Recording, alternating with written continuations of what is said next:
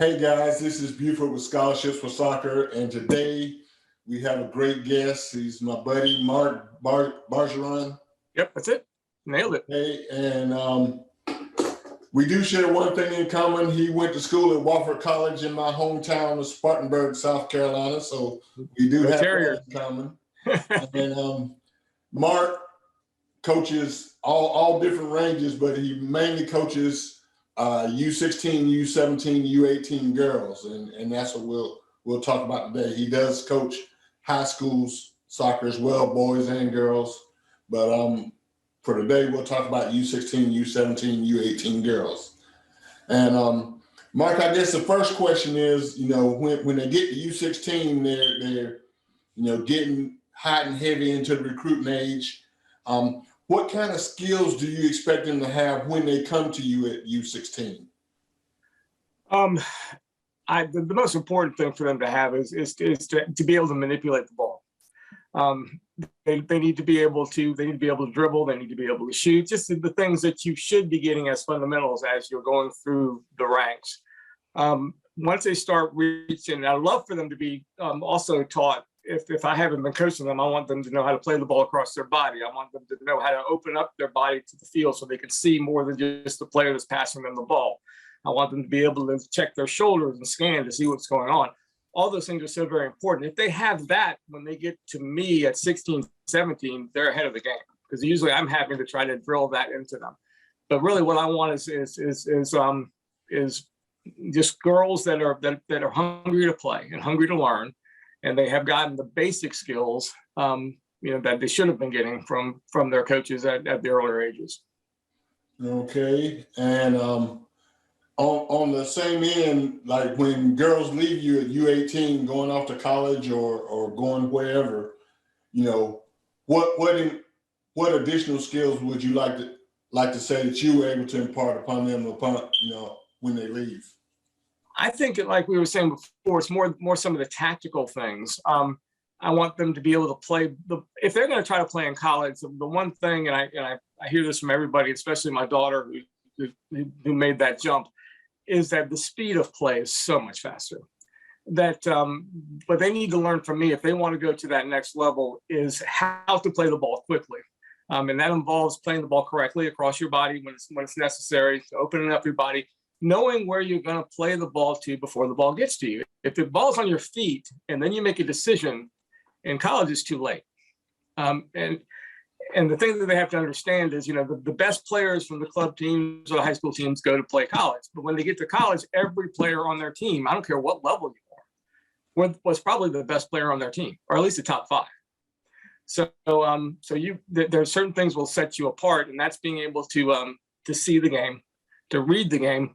And part of that has to do with body positioning, where you can see the field. Also, simple things, like I said, play the ball across your body, where your next touch can be a pass or a dribble. You don't have to take another touch, because that second touch, if it's not a pass or a dribble out into space, is going to get you a tackle. And at that point, the game's too fast for you. Okay. Just as a coach, let's say you got some girls that have not quite gotten up to speed when they get to you. How, what can you do to help them with their speed of play?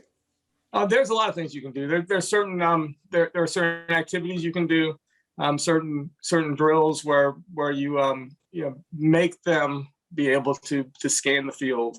There's a lot of things that you can do at that level with small-sided games, just condition games where they have to be able to put themselves into a situation where they can see the field in order to be successful. And it's a constant drumbeat too when you're coaching the older age groups who's play faster. And I know that being able to control the ball and being able to dribble is so very important. But really the most important thing after you've gotten that skill is to know when to play the ball and when to dribble. And that's what we try to instill in them, because if they get the ball in the middle of the field, somebody's tight on them, they can dribble around them, that's fantastic. They get the ball in the middle of the field, they turn and dribble a couple of dribbles, and the girl that's making the run that they need to pass to is offside when she plays it, because she doesn't recognize the situation fast enough to play the ball.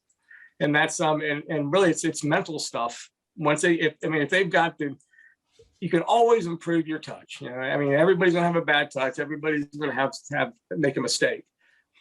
Those mechanical things can be corrected. The mental mistakes, well, many times they can't be corrected, and that's it. And unless you get them, early enough where you get that drilled into them.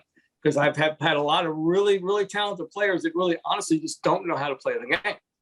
And they will do well at the high school level probably. And if they go to play in college, they won't be very successful because they just don't understand some simple concepts, And honestly, if they don't, that comes back to me. I should have taught them that. But there's some that are that's hard to drill into them. Yes. How important is it for girls at that age to watch high level soccer, like to watch college soccer, or I think it's very important. I think there's two things that our kids don't do enough, and one of them is watch high level soccer. I'm old, so when I was growing up, there wasn't any soccer on TV. Rarely ever. Soccer Made in Germany, I think, was on, and was we longed for that moment where we could actually watch somebody play soccer, because we didn't see it. But nowadays you can watch soccer almost every day. And especially now with in the college game, they're live streaming all their games. You can watch them. It's not the best quality, but you can still watch them and get an idea. The other thing we don't do enough is just playing on our own. Pick up soccer. It is so very important just to be around the ball, on the ball all the time. And quite honestly, the four girls that I've had that were the most successful were four friends. One of them was my daughter. Every time they were together, they were playing 2v2.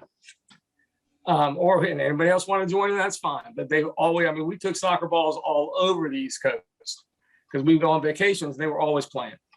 And that shows one thing, a love for the game, but also you start understanding the things that can't be coached. And you then you fall in love with the ball. You fall in love with the ball. You'll do fine. Okay. For girls that age, what would you say the most important thing is that college coaches are looking for when they come and talk to you about the girls? That's a good question. It really depends on the level. You're the D1 level coaches, unfortunately, I say unfortunately because I think this is a mistake that they make sometimes. They're looking for physical ability, size, strength, speed. If they can play soccer, that's great too. But it depends on what position they're looking for. And I know some girls that were very good that were passed over by D1 schools because they weren't 5'6" and could run like a deer. And those coaches made a mistake because the girls they overlooked are good. Yeah. At the D2, D3 level, they want to see girls that love the game. What they look for, they know players are going to make mistakes. So when they come to scout a player, they're looking more at the other stuff. They can see them play and they'll know very quickly whether they can play or not. And once they figure that out, they're looking at how they treat their teammates. They're looking at how they treat their coach, how they treat their parents, other team, the referees. They're looking at attitudes at that point. And I remember I was kind of blown away because there was a coach that was recruiting my daughter that sent an email to one of her friends asking her friend what kind of person she was. And because that's the thing. They can find soccer players, but they want people that love and respect the game, and that are going to have a positive attitude about things. And I have had a couple of girls that were not recruited as high as they should have been because they didn't have that. They would talk back to me. They would talk back to the referees, and they could have been playing high level D1. One of them plays D2, but she's already quit. The other plays D1, but much lower level than she should have been at. And it was because of her attitude. So attitude is key. All right. Now let's talk about the parents a little bit, which we're both soccer parents. Yep, soccer parent and a coach. So I'm both hats. What kind of attitude do you expect from your parents? Usually by that age, parents should have calmed down a little, but I know Yeah. then you're getting into recruiting, and so it can get a little dicey. Some parents never calm down, and that's unfortunate. But what I want from a parent essentially is I want them to be supportive of their child, and of her teammates, his or her teammates. It's you can't get caught up in the fouls, and I mean I'm caught up enough in that. All right, parents don't need to be caught up in it because I'm caught up enough, and I'm going to be working the referees like crazy. They don't have to do it. It has gotten so bad where I've had girls that would not go play one side of the field because that's where the parents were. I've had girls that fall apart when their parents are there watching them. They're great players when their parents aren't there. When their parents are there, they can't get it together. And that's a problem. Yeah. I mean, that's a severe problem. And I try to talk to the parents in those situations. It doesn't happen a lot, thankfully, but it does happen. And it's sad. They have, and girls are more emotional than boys, obviously, but you got girls that will come out crying because of something the parent said on the sideline. The parent may not even realize what they did, or it may not even been meant for that one particular player, but it just affects them. Yeah. And let them play, because I spent one season on the sideline with the parents when my youngest was in her second to last year of club ball. I started coaching her again the next year. I couldn't stand it because not because of necessarily there's a lot of things that are said that I know are antithetical to what the coach wants them to do.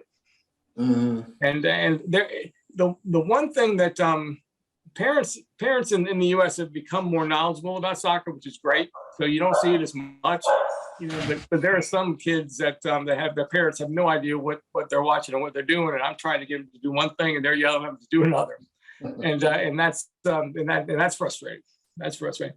But a part of my job though is to make sure that I let them know what I'm trying to accomplish. Because we had a situation once where we didn't want the keeper to ever punt the ball, ever. I don't care what the situation is, don't punt the ball. We're trying to learn to play out the back. Well, of course, we gave up a couple of goals that way because of bad decisions that were made, but they're learning as they're going. And this is a U14 game. If they lose a U14 game, I'm sorry, parents, it doesn't matter. It just doesn't matter. But they were screaming at her to punt it, and finally she got frustrated and punted it, and all the parents were yelling and screaming and hollering like, yay, she finally did it. And I had to get them together after the game and say, you can't be doing that. You don't understand what we're trying to do, And then once they figured it out, they were okay with it. So that communication probably should have started from the beginning. So I take the blame to that one. But it's just things like that you see. It just kind of it can be frustrating.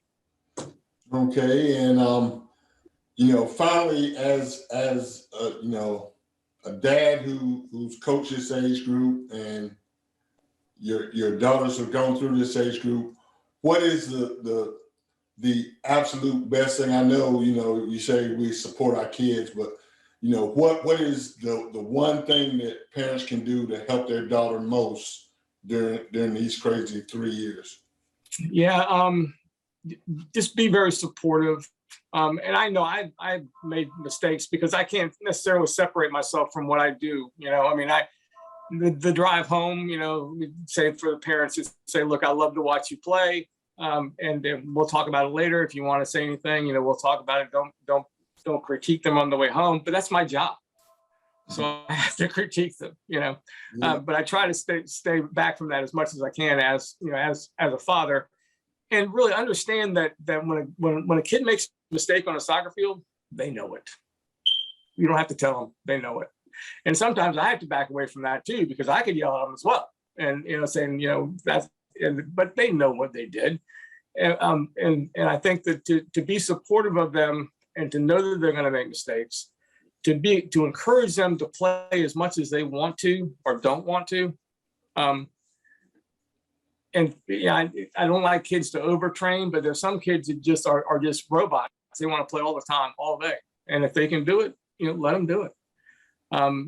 It's just be supportive and as somebody that the journey has stopped, because my youngest is going off to school. I'll still get to see my oldest play a couple of college games, but But as far as my coaching journey with them has stopped, it happens way too fast to be uptight about it. Enjoy it. Enjoy it. 8 o'clock games, 8 o'clock a.m. games, not fun. Driving 4 hours to get killed or driving 4 hours to get rained out, not fun. But just take it as a family thing. Just enjoy it. Spend time with your kids, because I'm gonna miss it. All right. Well, that's great advice. And Mark, I certainly appreciate you taking the time to educate us. You told us a lot of good stuff there. And just on a personal note, I want to thank you. I know you go on missions to Uganda, and yeah. I think you got to meet Emmy, didn't you? I did. Unfortunately, COVID just about messed everything up. I was going to spend a couple of days with him. I couldn't do it because we had to get out. But I was able to meet him for just a few minutes. And we were able to take him some equipment that was donated and everything. And that was just, that was a cool thing. I tell you, playing with those kids in Uganda was a blast. And I had a chance to coach some of them, and it was interesting because they're so good ball skills wise, but trying to get them to do just a simple little station drill, they couldn't figure it out. They've never done it. They've never been coached, Yeah. But you go out there and play with them, you're like, wow, they're fast, they're quick, they got great skills, but they needed to learn some things too. So it doesn't, you can always learn. That's one thing I learned too, and I also learned I'm getting a little bit too old to play with kids that age, but especially ones that are that good. I'll stick. I'll play with the middle school girls. How about that? I might be able to hang with them. All right. Well, good stuff. Well, once again, appreciate it, and yeah, man. Keep doing what you do, and it's great to know that soccer brings people together worldwide. Yes, it does. I tell you, you go to any country, you roll a soccer ball out, you'll have kids from everywhere. It's a cool thing, and it is the universal language. You don't have to speak the language. If you got a soccer ball, you can do it. It's cool. And Beaver, thanks for what you do too, because I know this is really helpful to folks, and I appreciate it. I've enjoyed being a part of your journey as well. So it's a cool thing. Thank you for that, and hopefully one day maybe we'll meet in Spartanburg and go over to Wofford College and have a reunion. There you go. I used to come up Charlotte way a lot, but not lately. So, but yeah, I'd love to meet all the folks that we hang out with in this little cyberspace we got going here. So that's cool. All right, take care, Mark. And thanks, man. Have a good 4th of July. Oh, thanks. You too. You too. Bye-bye. Be safe. All right. Bye-bye.